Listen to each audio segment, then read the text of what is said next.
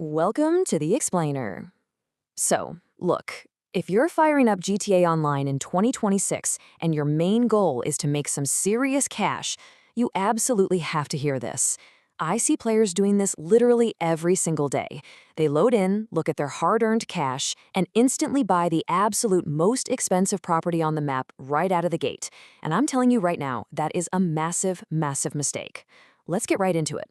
Seriously, are you wasting your millions? So many players just kind of grind aimlessly, right? They sink their entire bankrolls into random businesses just because they look cool or have a huge price tag. It is so incredibly frustrating to spend all that cash, run yourself ragged, and see absolutely zero return on your investment. Well, today we're putting an end to that. In this explainer, we're going to break down the ultimate data-driven strategic wealth-building order based on the absolute best strategies for 2026. We're calling this the Empire Builder Blueprint. Now, I want you to look at this upcoming ranking not just as some basic countdown, but as a carefully connected, step-by-step journey. We're talking about taking you from a street-level hustler just scraping by in Los Santos all the way to an absolute criminal mastermind, making sure every single dollar you spend actually works for you. All right, let's dive into this. Kicking off our blueprint at number 5, we have the Auto Shop.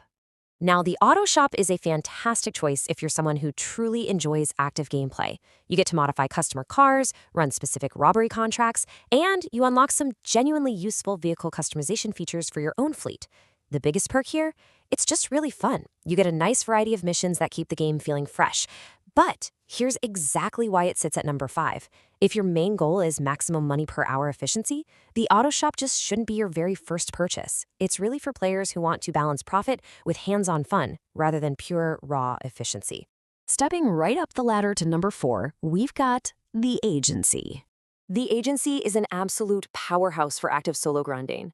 Between the security contracts, payphone hits, and that super lucrative $1 million Dr. Dre contract, you really don't need to depend on other players at all. You can just jump in, follow the missions, and make some serious money completely solo. It is fantastic for building a big chunk of cash quickly. But there's a major catch here, and it brings us to a super important concept. The Agency requires you to actively play. The second you step away, the money entirely stops. And that brings us to a fundamental shift in our overall strategy, active grinding versus passive income. As we just saw, active grinding requires your constant, hands-on gameplay for payouts. If you aren't playing, you are earning. Passive income, on the other hand, is like a money machine. It generates cash automatically in the background while you go do other things in the city. Our true ultimate goal today is to transition you away from that constant active grinding and help you build a self-sustaining passive income machine. Which brings us perfectly to number 3 on our list, the Bunker. This property officially marks your transition toward passive production and offers some incredible long-term utility. Let's just quickly define what we actually mean by passive production. Basically, it's manufacturing weapons or goods automatically in the background while you're off doing other activities. The Bunker is the quintessential example of this. You set it up, buy your supplies, and it builds high-value weapons while you play the rest of the game, do some races, or just mess around in free roam. Plus, you really shouldn't feel pressured to constantly run every single sale mission perfectly right away. Why? Because the Bunker becomes a massively valuable puzzle piece for your ultimate empire a bit later on.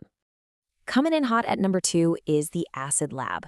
Now, what's really interesting about this business is just how universally recommended it is right now. For a newer or solo player in 2026, I'd argue this is one of the absolute safest and smartest low-investment purchases you can make in the entire game. Here's exactly why the Acid Lab ranks so incredibly high. First off, it requires a very low investment compared to the major businesses, and it's super solo-friendly. You absolutely do not need a massive, sprawling criminal empire before the Acid Lab starts making sense. The production and selling mechanics are perfectly designed for a solo player. And look, anyone who's played knows the absolute relief of the delivery bike, right? It makes solo sell missions a total breeze. You just slip through traffic and easily avoid griefers. If you're a beginner and you ask me, okay, what should I buy first? This is for sure the safest answer. But it's still not number 1.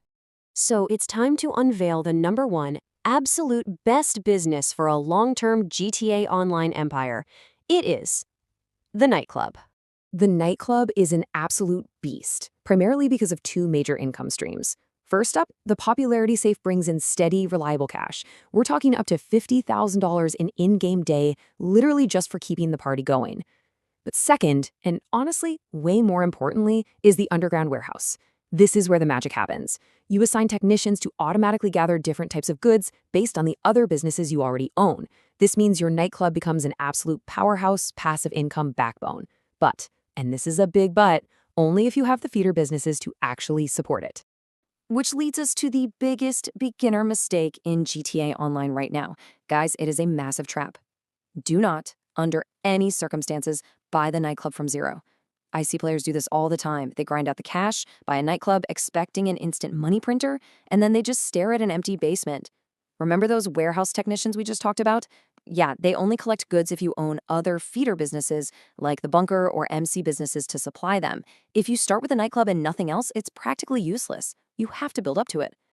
To avoid that trap entirely, here is your ultimate 4-step progression blueprint for 2026. Step 1. Start with the Acid Lab to build your first serious cash reserve and just get comfortable with solo sales. Step 2. Use active income businesses like the agency or auto shop we mentioned to accelerate your bankroll when you actually want to actively play. Step 3.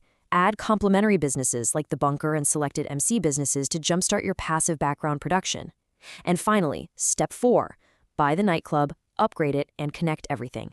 Now your businesses aren't isolated anymore. They are working together as one massive interconnected money-making system.